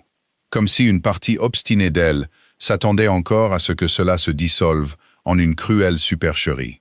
Une étrangère portant les yeux de sa fille, et rien d'autre de réel. « Laisse-moi te regarder. Maman, tu es trop maigre. » La voix d'Eleanor se brisa net. « Tu es trop maigre, et tu as un pansement au cou, et une ecchymose de la taille de l'État de l'Ohio, le long de ta mâchoire. Et je vais personnellement tuer celui qui t'a fait ça, dès que je saurai qui c'est. »« Fais la queue, » murmura Joss. Et pendant une seconde brisée et impossible, elles rirent toutes les deux. Le genre de rire particulier qui vit juste à côté des sanglots, partageant un mur si fin qu'on peut tout entendre à travers. Car le chagrin et le soulagement, s'avérait-il, produisaient presque exactement le même son en sortant d'une gorge humaine. Ils lui donnèrent 48 heures avant que Reyes ne vienne la chercher à nouveau. 48 heures dans la maison de sa mère en Virginie, dans la même chambre où elle avait grandi. Fixant un plafond qu'elle avait mémorisé, adolescente agitée. Écoutant sa mère se déplacer dans la cuisine en bas, avec l'énergie agitée particulière d'une femme qui avait besoin d'occuper ses mains, où elle allait se défaire à une couture que personne ne pouvait voir de l'extérieur. Joss ne dormait pas, tant qu'elle ne faisait que refaire surface et sombrer. Refaire surface et sombrer, se réveillant en sursaut chaque fois que son esprit reconstruisait la montagne avec des détails vifs et non désirés. La grenade, l'explosion, la voix de l'homme à la veste grise expliquant patiemment que le tir qu'elle avait effectué n'était pas la mission qu'elle croyait être. Car cette partie n'avait pas cessé de résonner. Pas une seule fois, pas une seule heure depuis qu'elle s'était réveillée dans cette pièce en béton. Vous étiez le tir sur lequel personne ne poserait de questions s'il tournait mal. Elle s'assit dans le noir la deuxième nuit, le cœur battant contre des côtes qui guérissaient encore mal. Elle attrapa la boussole posée sur sa table de chevet. Petit verre fissuré sur le cadran. Celle qu'un garçon effrayé de 19 ans lui avait pressée dans les mains, en échange d'une dette que son oncle avait insisté pour rembourser. Même dans un endroit entièrement construit sur des gens qui ne remboursaient jamais rien du tout. Elle la tourna lentement entre ses doigts, sentant les bords en laiton usés capter la faible lumière de la fenêtre, et pensa « Quelqu'un m'a menti avant même que j'appuie sur cette détente. » Ce qui signifiait que quelqu'un avait une raison. Ce qui signifiait qu'elle n'avait pas fini. Loin de là, Reyes arriva le 3e matin dans le même costume gris. Il s'assit en face d'elle à la table de la cuisine de sa mère, comme s'il y avait sa place, ce qui n'était absolument pas le cas, et fit glisser un dossier sur la surface en bois entre eux. « Débriefing officiel, dit-il. Quand vous serez prête à le parcourir. » Joss ne l'ouvrit pas. « Je veux savoir qui a rédigé mon rapport de décès. » L'expression de Reyes ne changea pas. Cela en soi lui apprit quelque chose d'intéressant. « Protocole standard, dit-il. Le commandement sur le terrain génère le rapport initial de perte. Il est examiné, confirmé, puis « Ne faites pas ça. » Sa voix était basse, stable. La voix qu'elle utilisait sur les tables d'opération quand la panique n'était pas une ressource que quiconque présent pouvait se permettre de dépenser. Ne me donnez pas la version que vous donneriez à un journaliste. Donnez-moi la version que vous donneriez à un soldat qui a failli mourir 2 fois, parce que quelqu'un voulait que le monde entier soit convaincu qu'elle était déjà morte. Le silence s'étira dans la cuisine. Éléonore se tenait près du comptoir, ne faisant pas semblant de ne pas écouter. Les bras croisés, observant le visage de Reyes, avec le regard plat et évaluateur d'une femme qui avait enterré un mari à cause de ce genre de silence institutionnel, et qui n'avait aucune intention de perdre quelqu'un d'autre à cause de cela. Il y avait des irrégularités, admis finalement Reyes, dans le rapport d'après-action.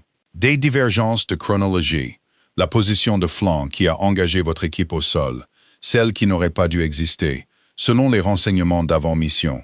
Elle n'apparaît dans aucune évaluation déposée avant que vous ne montiez sur cette montagne.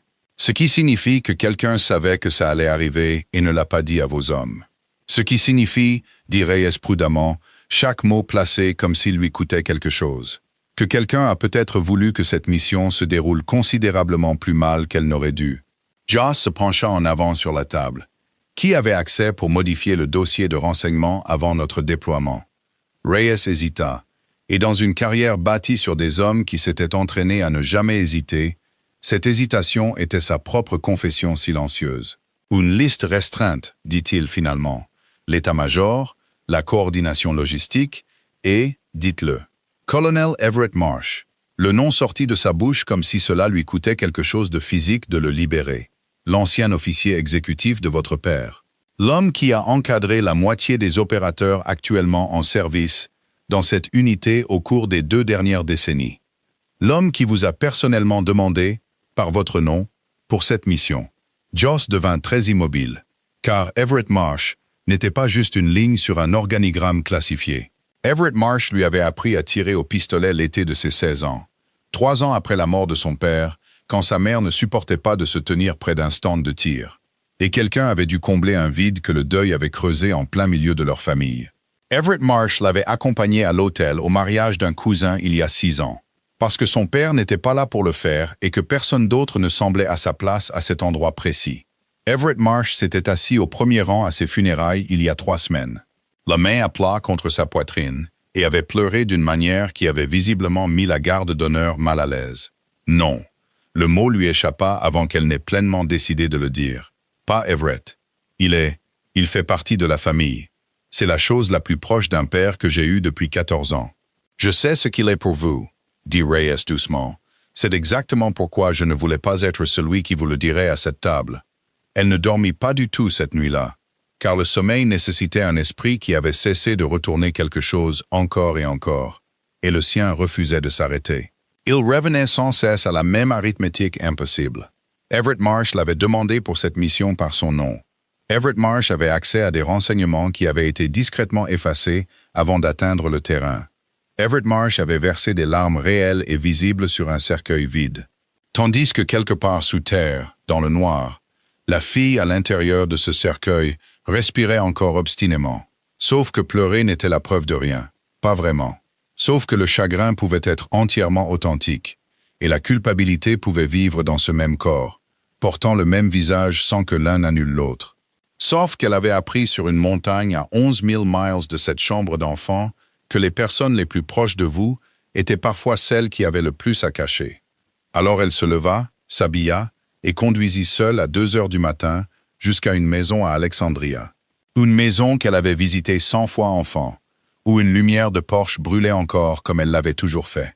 Parce que Everett Marsh n'était jamais allé se coucher avant que sa lumière de Porsche n'ait dit à toute la rue qu'il était encore éveillé, qu'il veillait encore, qu'il était encore l'homme qui ne dormait jamais facilement, peu importe à quel point le quartier autour de lui semblait paisible. Il ouvrit la porte avant qu'elle n'ait fini de frapper, comme s'il l'attendait spécifiquement depuis des semaines, sans tout à fait se permettre de croire que cela arriverait vraiment. Josephine. Sa voix se brisa net sur son nom. Mon Dieu tout-puissant, ils m'ont dit que tu étais.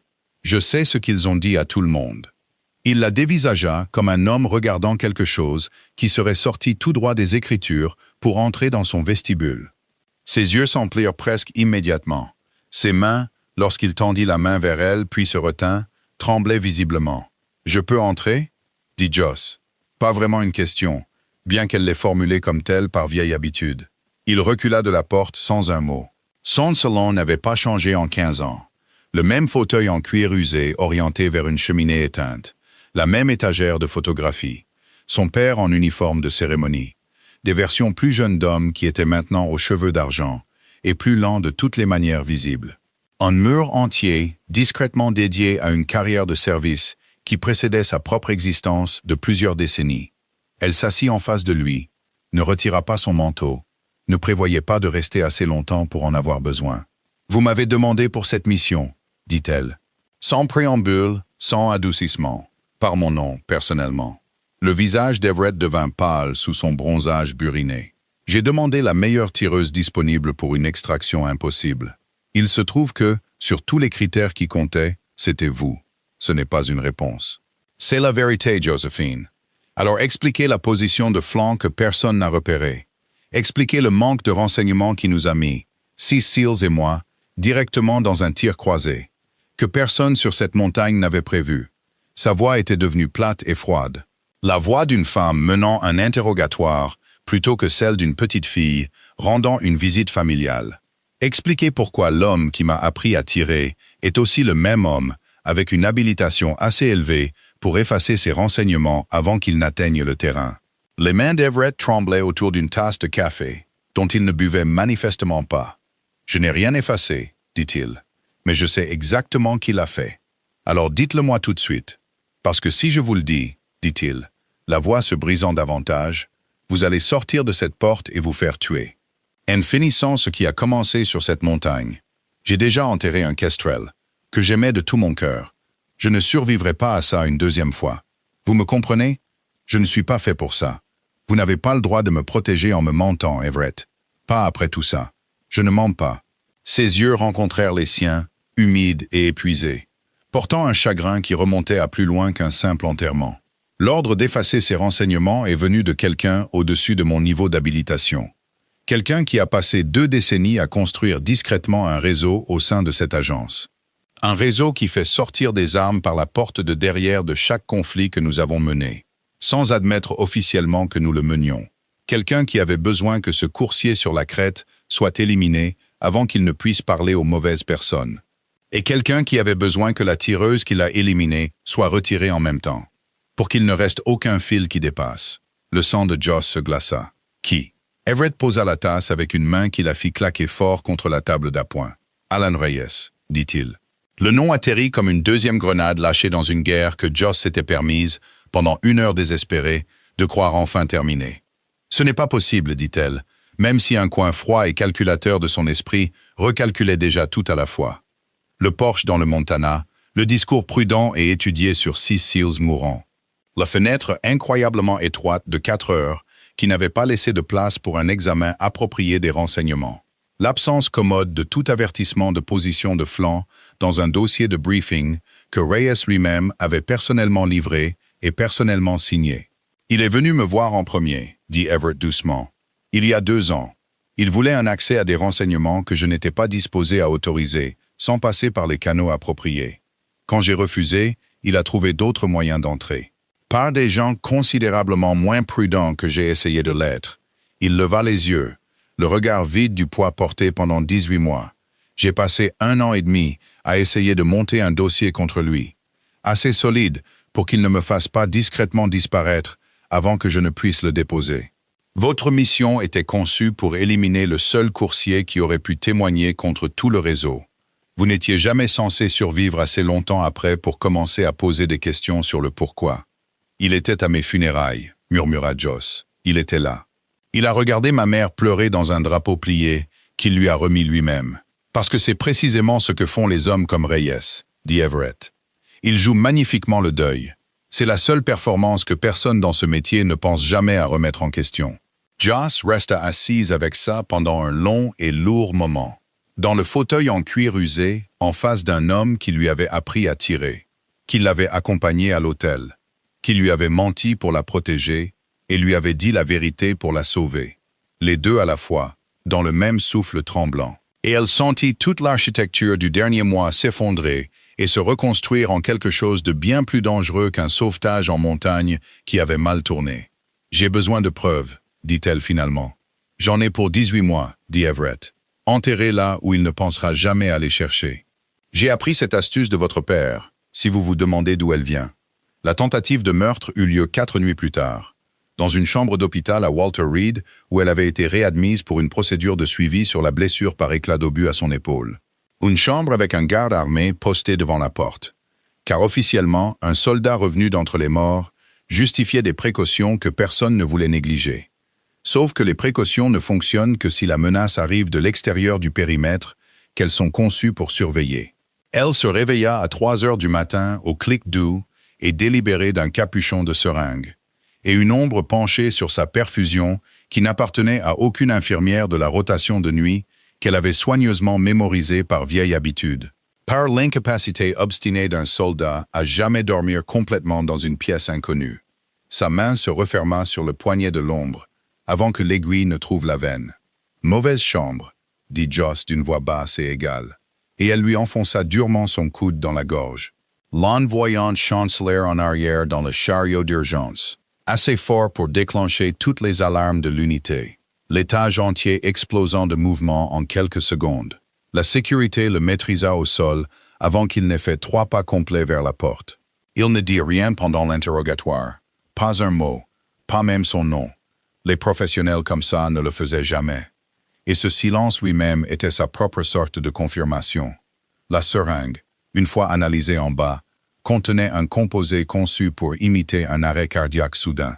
Chez une femme dont le dossier médical listait déjà des blessures assez graves pour rendre un épisode cardiaque fatal entièrement, tragiquement crédible pour quiconque lisait le dossier.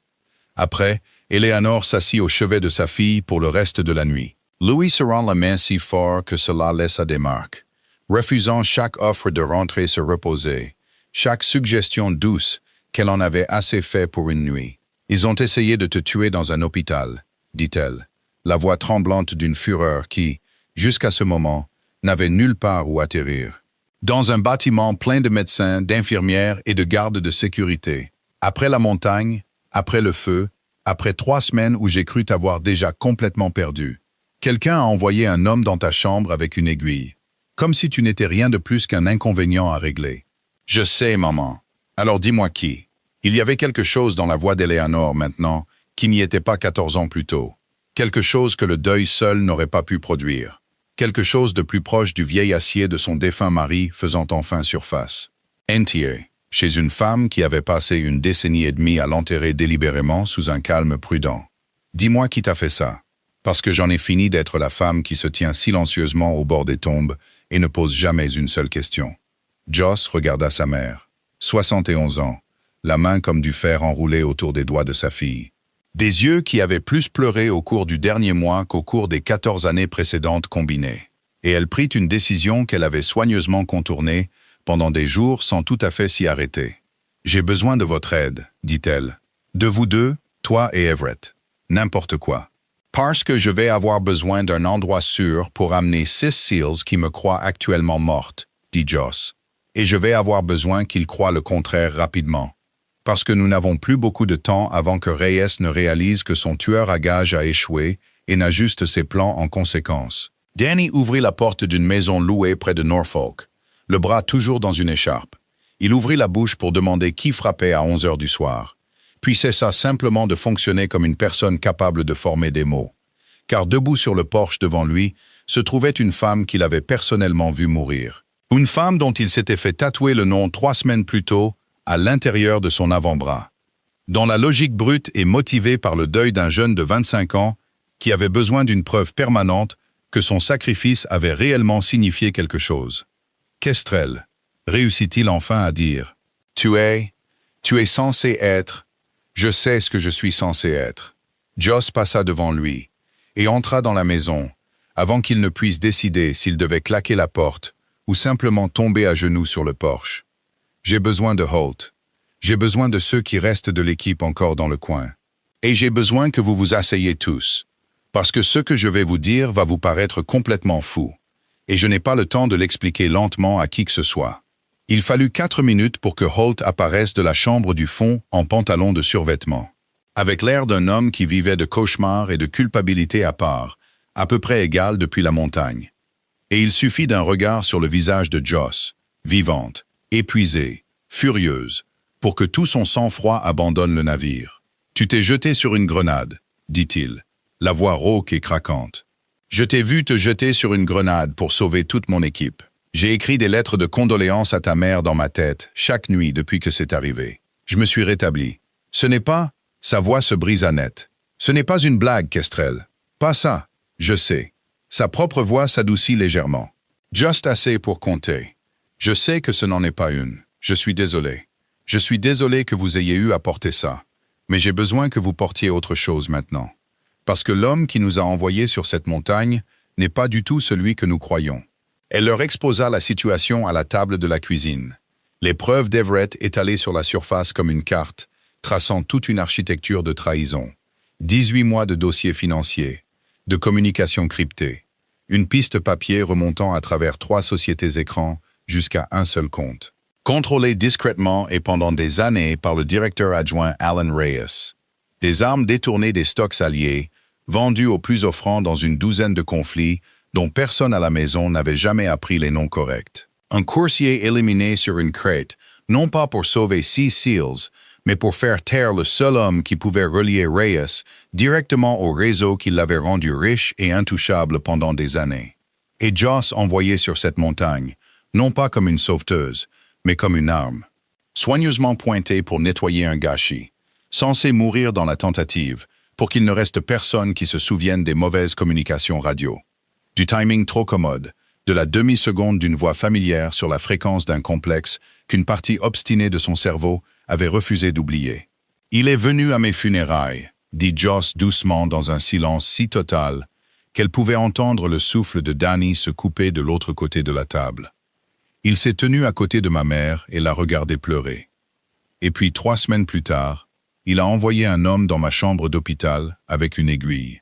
La mâchoire de Holt était de granit sculpté. Alors, qu'est-ce qu'on fait?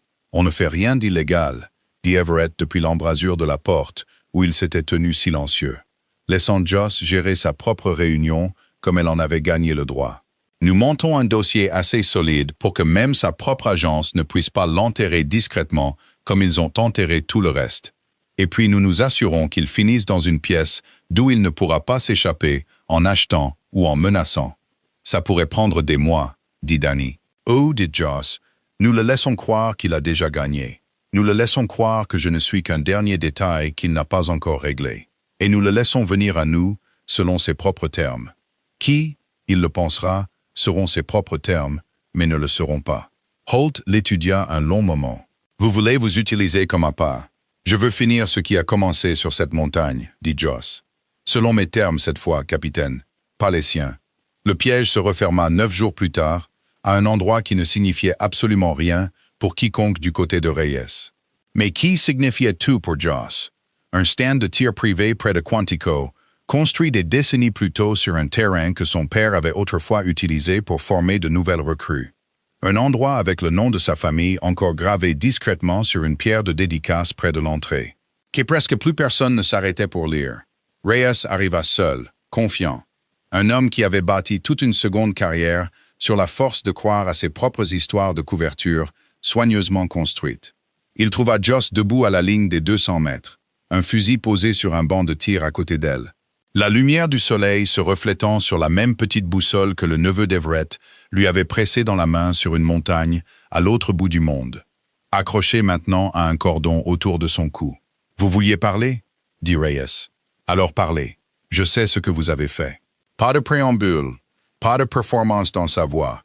Le coursier, les renseignements effacés, la position de flanc que vous avez laissé se produire. Parce qu'une tireuse morte ne pose pas de questions. L'aiguille dans ma chambre d'hôpital, il y a 4 nuits. Quelque chose vacilla sur le visage de Reyes. Pas de la culpabilité. Exactement. Un calcul. Vif et immédiat. C'est une théorie très créative, dit-il. Avez-vous des preuves, sergent? Ou juste une rancune compréhensible? Les deux, dit Joss, et elle s'écarta. Everett sortit de la remise à matériel derrière elle, l'ordinateur portable déjà ouvert. 18 mois de preuves déjà synchronisées sur 3 serveurs fédéraux distincts, au moment où la voiture de Reyes avait franchi le portail d'entrée du stand. Le sang-froid de Reyes se fissura pour la première fois. Une fracture capillaire, petite mais indubitablement réelle. Vous pensez qu'un ordinateur portable plein de spéculations va mettre fin à ma carrière, dit-il, mais sa voix avait perdu sa certitude antérieure. Je pense, dit Joss, qu'un directeur adjoint qui a ordonné la mort d'un soldat décoré pour protéger un trafic d'armes illégal va passer le reste de sa vie à s'expliquer. Devant des gens qui se fichent pas mal du nombre de funérailles auxquelles il a personnellement assisté. Vous n'avez aucune idée de ce dans quoi vous vous trouvez. Le masque de Reyes glissa davantage maintenant. Quelque chose de plus froid et de plus désespéré apparaissant sous l'extérieur soigné. Ce réseau ne cesse pas simplement d'exister parce que vous m'avez attrapé ici. Il y a des gens au-dessus de moi qui enterreront tout ça. Et vous, et tous ceux qui se trouvent sur ce stand de tir, bien avant que quoi que ce soit ne voie le jour. Peut-être, dit Joss, ou peut-être que vous êtes le seul nom dont on a vraiment besoin. Parce que vous avez fait la seule erreur qui comptait. Vous avez supposé qu'une femme morte ne pouvait pas témoigner contre vous. La main de Reyes se dirigea vers sa veste. Un réflexe, la panique perçant enfin à travers des années de discipline soignée. Et Six Seals, qui étaient positionnés à la lisière des arbres bien avant l'aube, sortirent de toutes les directions à la fois. Les armes levées, un périmètre se refermant si vite et si totalement que la main de Reyes se figea à mi-chemin de sa destination. « C'est fini », dit Holt doucement. Joss, ils ne l'ont pas tué. Joss y avait pensé pendant les heures sombres des 9 jours précédents. Y avait pensé avec la clarté froide d'une femme qui avait tous les droits imaginables de vouloir exactement cela. Mais son père lui avait appris quelque chose de tout à fait différent. Quelque chose de plus ancien et de plus lourd que la rage. Quelque chose sur la ligne précise qui séparait un soldat d'un bourreau. Et elle n'avait aucune intention de la franchir maintenant que cela comptait vraiment. Reyes fut placé en détention fédérale le même après-midi. Et le réseau qu'il avait passé 2 décennies à construire discrètement commença, en 72 heures, à s'effondrer sous le poids des assignations à comparaître. Celle qu'Everett Marsh avait passé 18 mois prudent à préparer en silence. Mais il restait une chose, une conversation que Joss devait avoir avant que tout cela ne puisse sembler vraiment terminé. Avant qu'elle ne puisse déposer le poids de tout cela pour de bon. Elle lui rendit visite dans un centre de détention fédéral 3 semaines plus tard. Assise en face d'une table en métal balafré, face à un homme maintenant dépouillé de son costume gris et de son autorité soignée. Et elle posa la question qui vivait discrètement sous toutes les autres questions depuis cette première nuit dans la pièce en béton à l'autre bout du monde. « Pourquoi moi ?» dit-elle. « De tous les opérateurs que vous auriez pu envoyer sur cette montagne, pourquoi fallait-il que ce soit moi spécifiquement ?» Reyes la regarda longuement avant de finalement répondre. Quelque chose sur son visage se détendit, comme un poids qu'il avait porté seul pendant des années et qu'il déposait enfin, terriblement. Parce que votre père aurait dû mourir lors d'une mission que j'ai aidé à planifier il y a 14 ans, dit-il finalement doucement. Quelque chose se brisa dans sa voix qui n'était pas présent un instant plus tôt. J'étais jeune alors, inexpérimenté. J'ai pris une décision qui l'a piégé, lui et 2 autres hommes, dans une position que j'aurais dû repérer bien plus soigneusement. Il a sorti les 2 autres vivants. Il ne s'en est pas sorti lui-même. Ses yeux étaient humides maintenant, sincèrement. D'une manière qui rendait en quelque sorte la confession pire plutôt que meilleure. J'ai passé chaque jour depuis cette mission à essayer de devenir le genre d'homme qui ne refait jamais cette erreur. Et quelque part en cours de route, devenir cet homme s'est tranquillement transformé en croire que la fin justifiait presque tout. Y compris, finalement, vous. Joss resta assise avec ça un long moment. Le poids total de 14 ans de deuil soigneusement géré et d'1 mois à frôler la mort 2 fois, et d'une vie à se demander exactement ce qui était arrivé à son père lors d'une mission que personne ne lui expliquerait jamais entièrement. Tout cela convergeant à la fois dans cette petite pièce balafrée. « Vous auriez pu dire la vérité, dit-elle finalement. À n'importe quel moment au cours des 14 dernières années, vous auriez pu dire à ma mère ce qui s'était réellement passé lors de cette mission. Vous auriez pu me le dire. Je sais. » Sa voix était tombée à peine au-dessus d'un murmure maintenant. La culpabilité fait des lâches des hommes qui étaient autrefois courageux. Sergent, j'en suis la preuve vivante. Joss se leva. Elle n'offrit pas de pardon. Ce n'était pas à elle de le distribuer à bas prix. Pas après tout ce qu'il avait coûté à sa famille sur 2 générations. Mais elle n'offrit pas de haine non plus. Car la haine, avait-elle appris, prenait de la place qui pouvait être utilisée pour quelque chose de plus utile. Mon père a passé toute sa carrière à essayer de ramener les gens à la maison. Elle dit, Vous avez passé la vôtre à essayer d'enterrer ceux qui vous rappelaient que vous ne pouviez pas toujours y arriver. C'est la seule différence entre vous qui ait jamais vraiment compté. Elle sortit et ne se retourna pas une seule fois. L'automne arriva au lac Kestrel comme il le faisait toujours, lent, doré et sans hâte. Et Joss se tenait au bord de l'eau un matin de fin octobre, avec sa mère à ses côtés. Pour la première fois en 14 ans de matin passé seul, 2 drapeaux pliés reposaient maintenant sur la cheminée de la maison. L'un réel et mérité par un sacrifice réel. L'autre, une erreur pour laquelle le gouvernement s'était depuis excusé par écrit, de manière formelle et prudente. Tous deux des monuments à une famille qui avait donné considérablement plus à son pays que n'importe quel décompte officiel ne pourrait jamais le rembourser correctement. « Ton père serait si fier de toi », dit Eleanor, regardant la brume se lever lentement de l'eau, comme elle le faisait chaque matin à cette heure précise. Une heure que Joss avait passé des années à attendre seul avant que tout cela ne commence. Il dirait que tu as fait la seule chose qu'il a toujours essayé de faire lui-même. Retourner chercher les gens que personne d'autre ne pouvait atteindre à temps. J'ai failli ne pas revenir moi-même, maman. Mais tu l'as fait. Eleanor prit la main de sa fille, la serra fermement. C'est la partie que j'ai décidé de retenir à l'avenir. Joss s'agenouilla au bord de l'eau, comme elle l'avait fait chaque matin de son ancienne vie. Avant qu'un homme en costume gris ne remonte une route de gravier et ne change la forme de tout ce qui a suivi. Elle posa 2 doigts sur la surface froide. « Salut, papa. » 2 mots. Toujours tout ce qu'elle avait besoin de dire. Derrière elle, à la cabane, le camion de Holt s'arrêta dans l'allée. Une visite qu'il avait commencé à faire toutes les quelques semaines, depuis la fin du procès. Un rituel tacite, entre des gens qui avaient survécu à quelque chose d'énorme ensemble, et qui n'étaient pas encore tout à fait prêts à cesser de prendre discrètement des nouvelles les uns des autres. Danny sortit du côté passager, son bras enfin libéré de son écharpe après des mois de convalescence. Faisant un signe de la main avec le genre d'enthousiasme qui suggérait qu'il avait quelque chose d'extrêmement important à dire, et absolument aucune patience pour attendre d'atteindre le porche pour le dire. Joss se leva, les regarda monter le chemin. Elle sentit pour la première fois depuis plus longtemps qu'elle ne pouvait s'en souvenir clairement quelque chose qui n'était ni du chagrin, ni de la peur, ni l'épuisement profond d'une femme qui avait passé toute sa vie à prouver encore et encore qu'elle avait sa place exactement là où elle se tenait. C'était plutôt la paix, gagnée de la manière la plus difficile qui soit, car certaines dettes, une fois enfin entièrement remboursées, laissaient quelque chose de précieux derrière elle. Outre la simple absence de ce qui avait été dû, elle laissait une famille. Le genre de famille construite sur des montagnes, des erreurs et des secondes chances que personne n'avait jamais vu venir, y compris, de manière des plus improbables, la femme debout au bord d'un lac du Montana, que tout le monde, pendant 3 semaines impossibles, avait vraiment et complètement cru partie pour de bon.